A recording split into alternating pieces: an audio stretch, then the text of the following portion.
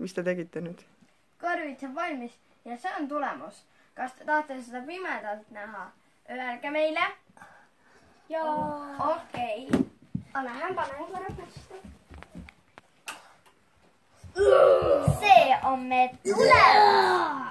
Õige klassikaline kõrvitsakasvatus. Mul on igal. Mida seda peab õige ja tal on selg ära söödud. Ja tal on hambad teravad ja plaaster. Aga nüüd peab Üks läheb korraga. ja tehke nüüd endagi kõrvitsa. Ja vaadake meie teisi videosid. Näiteks lugege laste ilusat eluraamatust maal, kus räägib ka, mida me teeme. Ja võite neid seikluseid ka ise läbi kogeda. Tšau nüüd, sest lähen uut kõrvitsat tegema.